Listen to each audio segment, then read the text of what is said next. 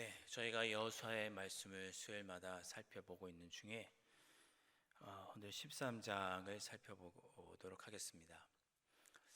지난주에도 잠깐 말씀드렸지만 여호수아서는 크게 세 부분으로 나눌 수 있다 이렇게 말씀을 드렸습니다. 1장부터 12장까지는 가나안 땅을 정복하는 가나안 땅을 정복하고 땅을 차지하는 내용이 1장부터 12장까지 나오고 있고요. 그 13장부터 22장 두 번째 부분은 그 차지한 가나안 땅을 이제 분배하는 내용이 나오고 있습니다. 그리고 마지막 23장과 24장에서는 이제 이스라엘 백성들이 가나안 땅을 정복하고 다 이렇게 분배받았는데, 그렇게 자기가 분배받은 땅에서 이제 그 땅을 잃지 않고 어떻게 하면 가나안 땅에서 계속 살아갈 수 있을 것인지, 하나님의 뜻에 순종하며 하나님만을 섬기며 살아갈 때 가나안 땅을 잃지 않을 것이다.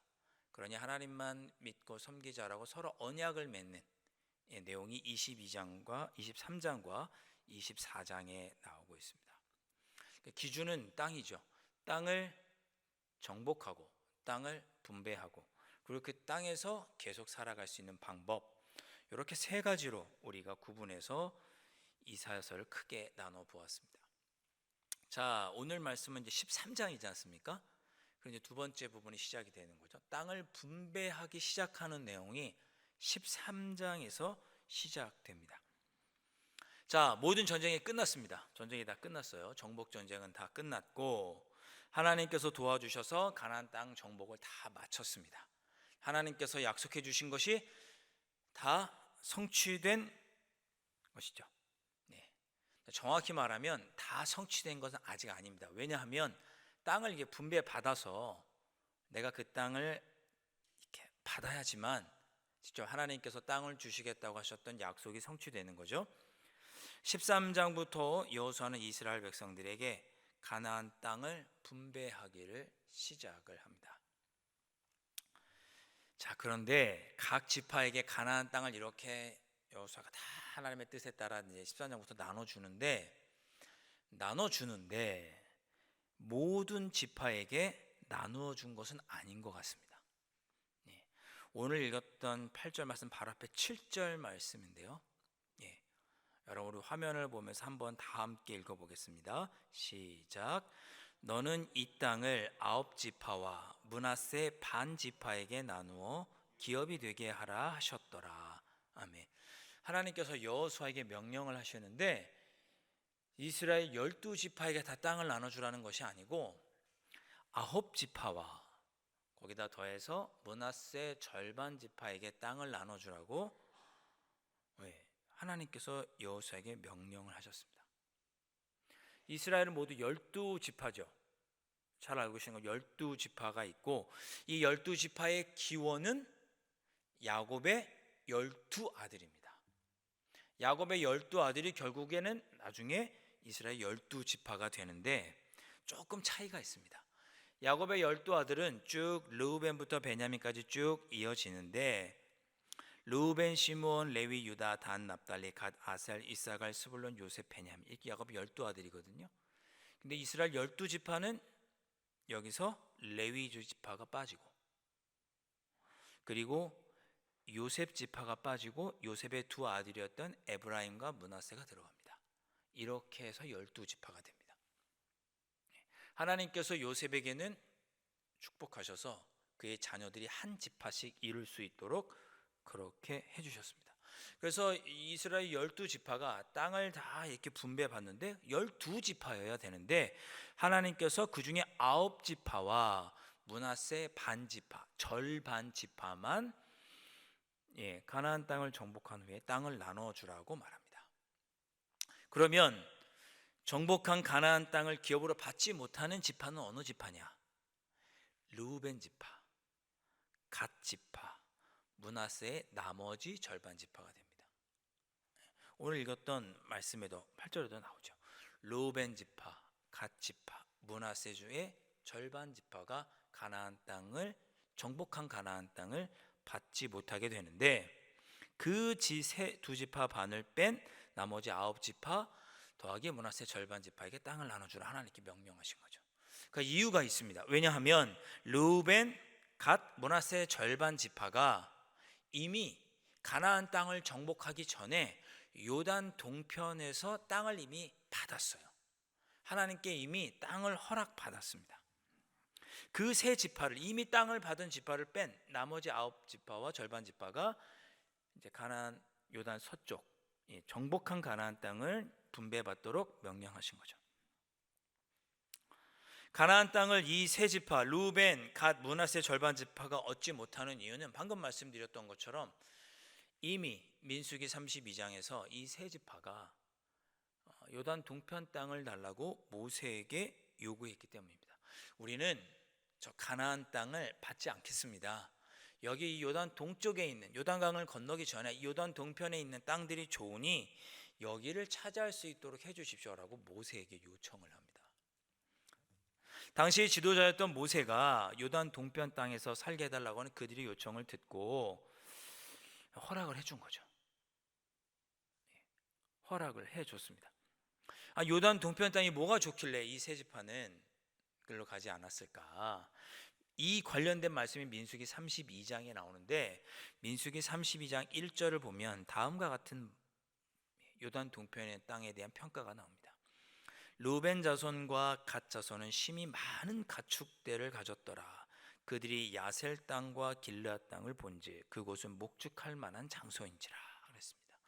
그러니까 야셀 땅, 길르앗 땅은 요단 동편에 위치하고 있는데 루벤 자손과 갓 자손이 보니까 그 땅에 충분히 목축할 만한 장소가 있는 거예요. 이스라엘 백성들이 광야 생활을 하는 동안에 오아시스도 보고 광야도 보고 했겠죠. 그런데 그래도 이 요단 동편이 목축을 하기에는 적합한 것처럼 보이는 거예요. 비가 많이 내려서 농업을 하기에 적합하지는 않았을지 모르겠지만 가축이 많았던 르우벤과 또 갓 자손, 갓 지파는 이 정도면 충분히 우리 가축을 목축업을 하기에는 적당하겠다 이렇게 판단을 한 거죠. 그래서 요단 동편 땅을 달라고 모세에게 요청을 합니다. 민수기 32장 5절을 보면 여러 번 요청을 한 것을 알 수 있습니다. 또 이르되 우리가 만일 당신에게 은혜를 입었으면 이 땅을 요단 동편 땅이죠. 당신의 종들에게 그들의 소유로 주시고 우리에게 요단강을 건너지 않게 하소서. 우리에게 이 요단 땅을 주십시오. 요단 서쪽 땅은 우리가 차지하지 않겠습니다. 이렇게 이야기를 한 겁니다. 자, 그런데 이 32장 5절 말씀에서 약간 오해의 소지가 있을 수 있는데 32장 5절 말씀 후반절을 보면 우리에게 요단강을 건너지 않게 하소서 이렇게 말했어요. 그러니까 요단 동편 땅이 좋으니까 여기를 우리가 차지하겠습니다. 우리가 요단 서쪽으로는 건너가지 않겠습니다. 그런 뜻인데 자칫하면 뭐라고? 너희들이 요단강을 건너서 가나안 땅 정복을 함께 하지 않겠다고 이렇게 오해의 소지가 있는 거죠. 그래서 32장 6절에 모세가 묻습니다. 너희 형제들은 싸우러 강원을 너희는 여기 앉아 있고자 하느냐? 너희 형제들 나머지 9지파와 그 므낫세의 절반 지파는 다 가나안 땅을 정복하기 위해서 지금 건너가려고 하는데 너 혼자 요단 동편 땅이 좋다고 여기 그냥 있으려고 하느냐? 이렇게 꾸짖듯이 묻습니다. 그랬더니 이 므낫세 지파와 더불어서 르우벤 갓 지파가 그런 뜻이 아닙니다 라고 말하면서 오해가 없도록 자신들의 의사를 정확하게 밝힙니다. 그 내용이 민수기 32장 17절부터 19절에 나오는데 그 내용을 요약하면 이렇습니다. 우리가 이스라엘 형제들과 함께 가나안 땅 정복하러 들어갈 때 같이 가겠습니다. 우리가 심지어 선봉에 서겠습니다. 우리가 뒤에 빠지지 않고 선봉에 서서 가나안 땅 정복하는 일에 앞장서겠습니다. 그리고 땅의 분배, 땅을 다 정복하고 다 돌아오는 게 아니라 땅을 다 정복한 후에 분배가 다 이루어질 때까지 우리는 집으로 돌아가지 않겠습니다. 요단 땅 동편 땅으로 돌아가지 않겠습니다. 그리고 요단 서쪽에서 우리가 땅을 다 차지한 후에는 우리는 요단 서쪽에서 단 조그만 땅이라도 우리가 달라고 하지 않겠습니다. 이렇게 분명한 의사를 밝히고 요단 동편 땅을 허락받습니다. 모세에게 허락을 받아요.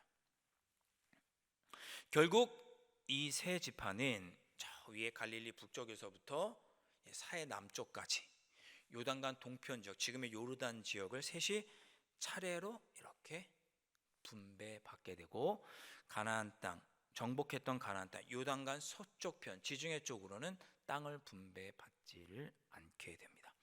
그래서 8절부터 13절까지 내용이 그런 거예요. 읽었던 내용의 대부분이 무슨 내용이냐, 이 세 지파가 차지했던 요단 동편 땅 세 곳이 어떤 지역인지를 구체적으로 알려주는 것이 8절부터 13절까지의 내용이 되겠습니다.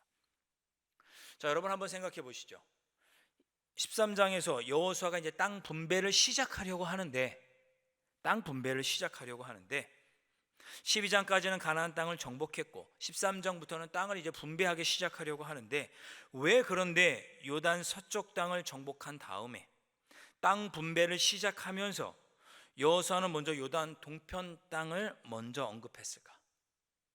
굳이 언급하지 않아도 되는데 정복한 땅을 그 9지파와 나머지 므낫세 절반 지파에게 그냥 나눠주면 되는데 왜 요단 동편 땅 이야기를 먼저 했을까? 그렇죠. 요단 동편 땅에 거하는 르우벤, 갓, 므낫세 절반 지파도 우리와 한 형제라는 것을 땅을 분배하기 전에 분명히 알려주기 위해서 먼저 요단 동편 땅의 이야기를 한 겁니다. 비록 이 세 지파가 이 두 지파 절반이죠. 두 지파 절반이 우리와 다른, 우리가 정복한 요단 서쪽 땅이 아닌 요단 동편 땅에 살고 있지만 그들도 우리 형제다. 그런 것들을 깨닫게 해주기 위해서 먼저 요단 동편 땅의 두 지파 반을 이야기한 것입니다. 우리와 같이 요단 동편 땅, 우리가 같이 정복했던 이 요단 서쪽에 살고 있지는 않지만 저 요단 동편 땅에 살고 있는 저 두 지파 절반도 우리와 함께 애굽에서 종살이했고 가나안 땅을 오기 위해서 광야에서 힘들고 어려웠고 하나님께 같이 벌도 받고 동고동락했던 형제다. 그런 것을 분명히 못을 받고 있는 거예요. 이 두 지파 절반, 이 세 지파가 두 지파 절반이 선봉에 선다고 했으니 여리고 성설 돌 때도 선봉에 섰을 것이고 아이상 정복을 할 때도 선봉에 섰을 것이고 아얄라온 골짜기에서 우박을 맞으면서 전쟁할 때도 선봉에 섰을 것이고 해가 멈춰서서 전쟁을 할 때도 선봉에 섰을 것이고, 그들이 우리가 가나안 땅을 정복할 때 우리와 함께 피 흘렸던 우리의 형제다. 비록 우리가 정복한 이 땅에 살고 있지는 않지만 그들도 우리 같은 형제다. 이런 걸 알려주기 위해서 땅을 분배하는 첫 번째 장, 첫 번째 이야기에 요단 동편 땅의 이야기를 하고 있는 겁니다. 이 요단 동편 사람들이 민수기 32장에서 그렇게 하고 나서 몇 년 동안 7년 동안 전쟁을 하는 동안에 가족들 보고 싶지 않았을까요? 다 땅을 정복하고 분배받기 전까지는 집에 가지 않겠다고 그랬잖아요. 7년 동안 정복 전쟁하는 동안에 부모도 보고 싶었을 것이고 아내도 보고 싶고 자녀도 보고 싶고 집안의 소식은 별거 없는지 잘 지내고 있는지 궁금했겠죠. 그래도 함께한 형제들이 가나안 땅을 차지하도록 돕기 위해서 그들은 선봉에 서서 싸웠고 땅을 다 정복한 후에는 조금도 생색내지 않고 요단 서쪽 땅은 전혀 기업으로도 받지 않고 눈꽃만큼한 작은 땅도 받지 않고 그들은 그 땅을 그대로 함께 피 흘렸던 9지파와 나머지 므낫세 절반 지파에게 주었습니다. 이제 나중에 여호수아 22장으로 끝에쯤으로 가면 어떤 내용이 있느냐, 이제 이 세 지파가 정확히 말하면 두 지파 반이죠. 두 지파 반이 이제 요단 땅으로 돌아갑니다. 땅을 분배를 다 마치고 돌아가요. 돌아가면서 요단 강가에다가 제단을 하나 쌓습니다. 너희들이 요단 서쪽에 있는 형제들이 믿는 하나님과 내가 믿는 하나님이 같은 하나님이다. 우리는 같은 신앙 안에 같은 형제다 라고 하는 것을 증명하기 위해서 그런 의미를 가진 제단을 쌓고 그 제단의 이름을 엣이라고 짓습니다. 우리는 한 신앙을 가진 한 형제다.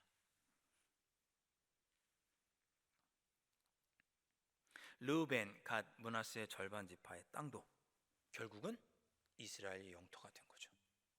그들이 요단 동편을 차지하고 그냥 지파에서 나가버렸으면 그 땅은 영원히 이스라엘의 땅이 아니었을 텐데 같은 이스라엘 지파였던 그들이 요단 동편 땅마저 차지함으로 요단 서쪽만이 아닌 요단 동편 땅도 이스라엘의 영토가 됩니다. 사랑하는 성도 여러분, 교회는 혼자 하는 곳이 아닙니다. 교회는 혼자서 할 수 있는 곳이 아니에요. 어디 교회만 그러겠습니까? 회사도 기업체도 마찬가지죠. 교회라는 이름 자체가 함께 모인 공동체라는 뜻이죠. 그리스도를 믿는 거룩한 무리들이 모인 공동체라는 뜻이 교회죠. 교회는 나 혼자서가 아니고 언제나 함께 있을 때 교회입니다. 강남제일교회도 나 혼자서는, 저 혼자서는 교회가 될 수가 없어요. 여러분들이 계셔야 돼요. 그래야 교회라고 붙일 수 있어요. 이스라엘 백성들은 이러한 자신들의 하나님 공동체성을, 우리가 하나된 공동체성이라는 것을 잊지 않기 위해서 땅을 분배하면서 요돈 동편 땅을 먼저 이야기했습니다. 우리 모두는 한 하나님을 섬기는 강남제일교회 형제 자매입니다. 지지고 볶아도, 미우나 고우나, 영아부에서부터 우리 어르신들이 이기까지 모두 한 공동체고 한 형제입니다. 얼굴 생김새가 다르고 성이 다르고 이름이 달라도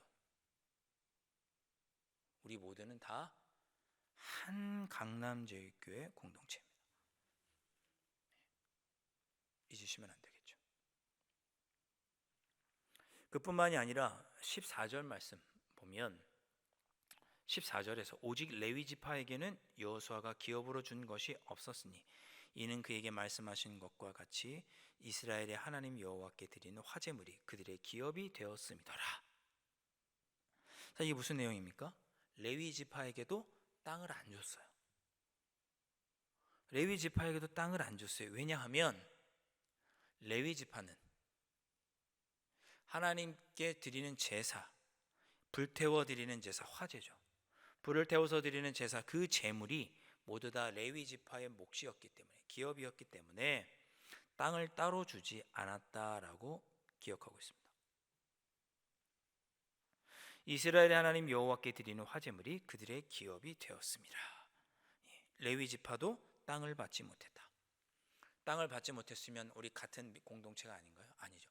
오늘 말씀의 맥락에서 14절을 이해하면 레위 지파도 역시 비록 땅을 분배받지는 못했지만 그들이 우리가 하나님께 예배드리고 제사 드리는 일을 잘 감당하도록 하기 위해 특별히 세워진, 비록 땅을 받지는 못했지만 그들도 우리와 똑같은 한 공동체, 한 형제다. 그 내용이 14절인 거죠. 레위 지파, 아까 제가 처음에 보여드렸죠. 레위 지파가 12지파에서 아예 빠졌어요. 땅을 분배 못지 못하고 12지파에서 아예 빠집니다. 그럼에도 불구하고 이 레위 지파가 12지파에는 들지 못했지만 하나님의 성전을 아름답게 섬기고 나라와 민족을 위해서 기도하고 말씀을 선포해야 할 사명을 감당해야 할, 우리가 신앙생활 잘하도록 하나님과 좋은 관계를 맺고 신앙생활 잘하도록 세워주는 역할을 해야 할 중요한 사명을 가진 우리의 한 형제라고 받아들이기 위해서 여기 14절에 그들이 비록 땅을 받지 못했지만 우리와 똑같은 형제라고 기록해 놓은 것입니다.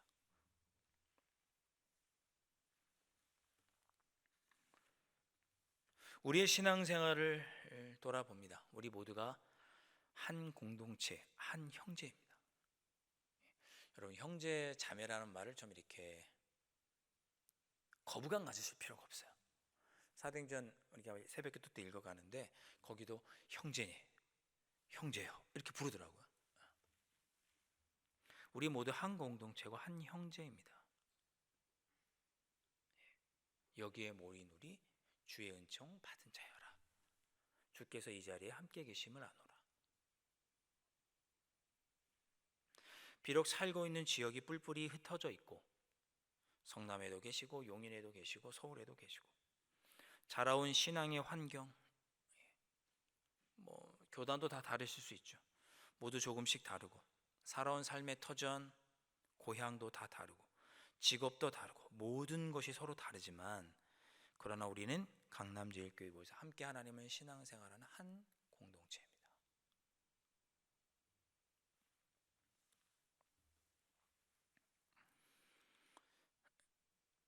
사도행전 말씀으로 좀 새벽기도를 진행하고 있는데 새벽기도 때 제가 그런 얘기를 드렸어요. 사도 바울이 이렇게 복음을 증거하다가 이제 핍박을 받지 않습니까? 그럼 사도 바울이 이제 오늘 본문에도 그렇게 되어 있는데 핍박을 받으면 사도 바울을 돕는 같은 믿음의 식구들이 사도 바울을 이렇게 도망시켜 줍니다. 사도 바울이 계속 복음을 증거하면 붙잡히거나 감옥에 가거나 매를 맞거나 또 죽을 수도 있으니 밤에 몰래 사도 바울이 잘 도망가도록 이렇게 도와줍니다. 또 사도 바울도 내가 여기서 계속 매를 맞아서도 복음을 증거할 수 있지만 내가 있으면 다른 믿음의 형제들이 어려움을 겪으니 사도 바울이 그 자리를, 그 지역을 떠나 다른 곳으로 가서 복음을 전합니다. 왜? 함께 있었던 그 지역의 성도들이 피해를 받지 않도록 하기 위해서. 바울과 바나바가 1차 전도 여행을 할 때 마가 요한을 데리고 가죠. 마가를 데리고 전도 여행을 합니다. 근데 전도 여행을 하는 중에 이 마가가 힘들고 어렵다고, 그런 내용이 성경에는 없지만 섬에서 다른 곳으로 가는 중에 그냥 다시 예루살렘으로 돌아가 버려요. 자기 집에 그쪽에 있다 보니 그쪽으로 그냥 도망가 버립니다. 그리고 이제 바나바와 바울만 전도 여행을 마저 다 마치고 안디옥으로 돌아갑니다. 얼마 후에 다시 두 번째 전도 여행, 2차 전도 여행을 가려고 하는데 바나바하고 바울이 다툽니다. 이유는 뭐냐? 1차 전도 여행 때 같이 가려다가 낙오했던 그 마가를 2차 전도 여행 또 데려가지 말자, 이 문제로 부딪힌 거예요. 바나바는 데리고 가자, 그래도 한번 실패했지만 데리고 가자, 이런 쪽이었고, 바울은 한 번 복음을 증거하기 위해 이렇게 뒤처졌던 사람을 또 데려가지는 말자, 일 중심적으로 생각한 거고, 바나바는 관계 중심적으로 생각한 거죠. 그래서 마가를 데리고 가지 않습니다. 그 문제를 가지고 데리고 가야 되냐 말아야 되느냐 문제를 결국 다투다가 바나바와 바울이 갈라서게 되죠. 그래서 바나바는 마가를 데리고 다른 팀으로 전도여행을 가고, 바울은 실라를 데리고 따로 복음을 전하러 2차 전도여행을 떠나게 됩니다. 자, 그러면 바울이 마가를 데리고 가지 않았으면 마가를 미워했을까요? 아니요. 빌레몬서에 보면 바울은 마가를 나의 동역자다 이렇게 부르고, 디모데 후서 끝에 보면 마가를 나에게 좀 보내다오, 내가 너무 마가가 보고 싶다, 그런 표현도 하고, 그리고 나와 함께 지금 마가가 옥에 갇혀 있다, 이런 표현도 서신서에서 합니다. 비록 그때는 마가와 복음을 증거하러 함께 가느냐 마느냐로 조금 다퉜을지 모르지만, 그러나 우리가 함께 예수 그리스도의 복음을 증거하는 일에 우리가 함께하는 동역자인 것을 바울도 알고, 나중에는 그와 함께 감옥에도 갇히고 복음 전하는 일을 함께 했던 사람이 사도 바울이었습니다. 우리가 주님의 일을 감당할 때 나 혼자 하는 것도 아니고, 나와 마음 맞는 사람과만도 하는 것도 아니고, 우리 모두가 한 공동체라는 것을 기억하면서 주님의 일을 하는 것입니다. 신앙은 언제나 함께 이루어가는 것입니다. 함께 이루어가는 것이에요. 요한일서에 보면 뭐라고 고백하나요? 하나님은 사랑이시다 이렇게 고백하죠. 하나님은 사랑이시래요. 삼위일체 하나님이 세 분이면서 동시에 한 분으로 사랑으로 하나로 계신다는 거죠. 우리의 신앙은 본질적으로 공동체를 이루며 함께하게 되어 있는 것이 우리의 신앙의 본질입니다.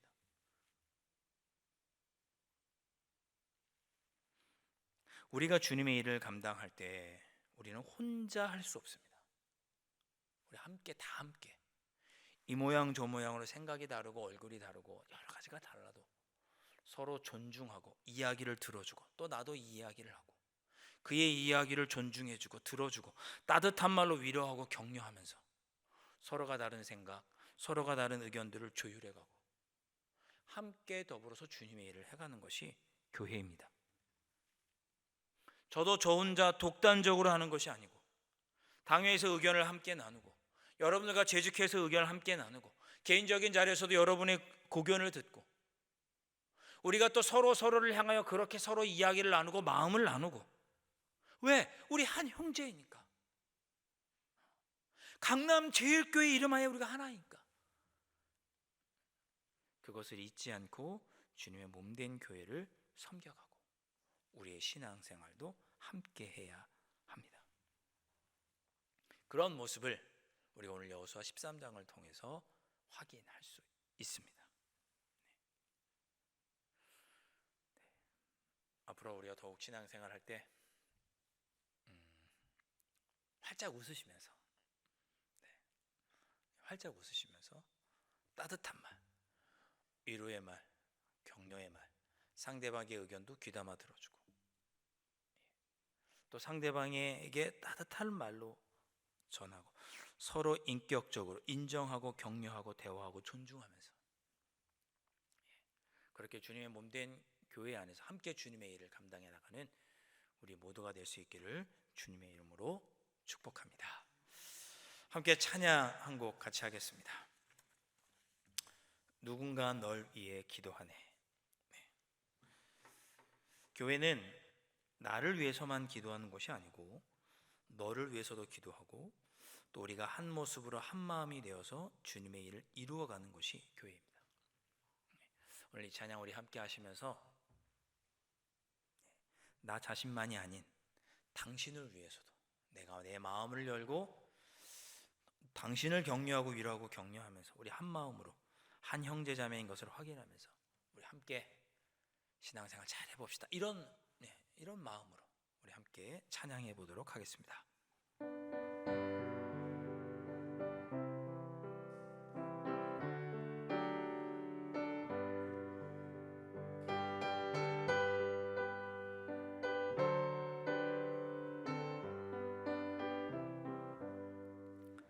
당신이 지쳐서 기도할 수 없고 눈물이 빗물처럼 흘러내릴 때 주님은 아시네. 당신의 약함을 사랑으로 돌봐주시네.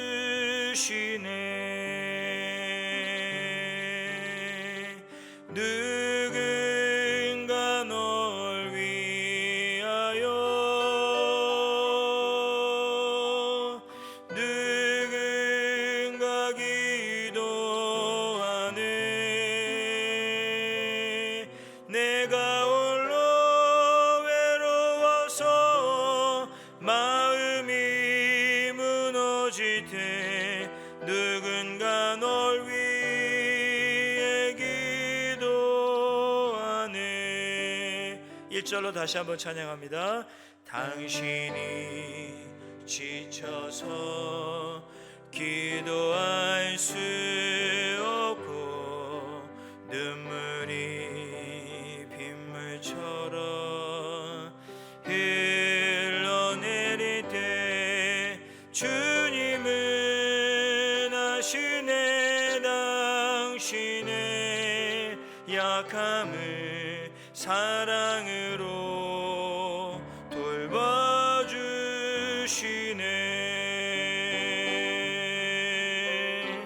누군가 널 위하여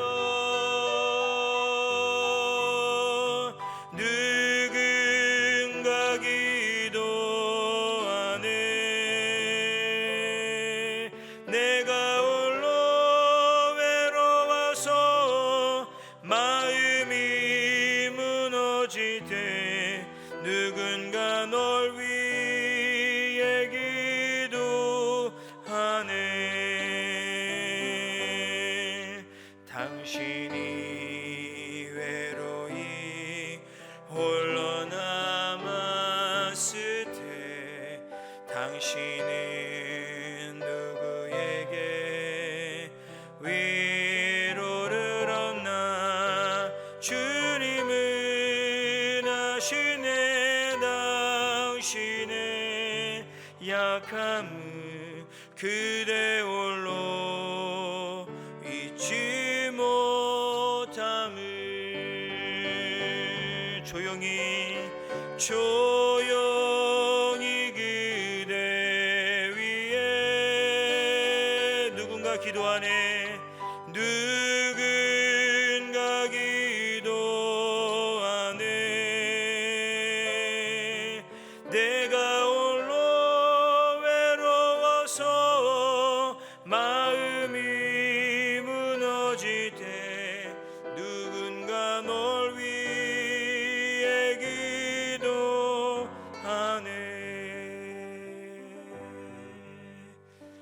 아멘. 우리 이 시간에 함께 기도하겠습니다. 주신 말씀을 가지고 우리 시간 함께 결단하시면 좋겠습니다. 하나님, 주님의 일은 나 혼자 하는 것도 아니고 우리가 함께 하는 것임을 깨닫습니다. 우리 모두가 생각이 다르고 마음이 다르고 여러 가지가 다르지만 그럼에도 불구하고 서로의 마음을 함께 나누고 함께 해야 할 우리 모두는 한 공동체입니다. 주님, 주님의 일을 감당할 때 서로의 마음을 살피고 서로의 생각을 함께 나누고 위로하고 격려하고 존중하고 존경하는 마음으로 주님의 일을 감당하는 우리 모두가 될 수 있도록, 제가 될 수 있도록, 내가 될 수 있도록 성령 하나님 붙잡아 주시옵시고, 서로의 마음을 살필 줄 아는, 정말 같은 한 형제인 한 공동체인 서로의 마음을 살피며 살아갈 수 있는, 신앙생활할 수 있는 넉넉한 마음을 저에게 허락하여 주시옵소서. 우리 시간 함께 주님, 우리가 하나인 것을 기억하며 섬기겠습니다. 서로를 돌아보는 넉넉한 마음으로 신앙생활하겠습니다. 주님 몸된 교회를 함께 섬겨가겠습니다. 우리 결단하는 마음으로 우리 시간 짧게 주님의 이름 두 손 높이 드시고 주님의 이름 우리 크게 한번 통성으로 부른 후에 함께 합심하여 기도하도록 하시겠습니다.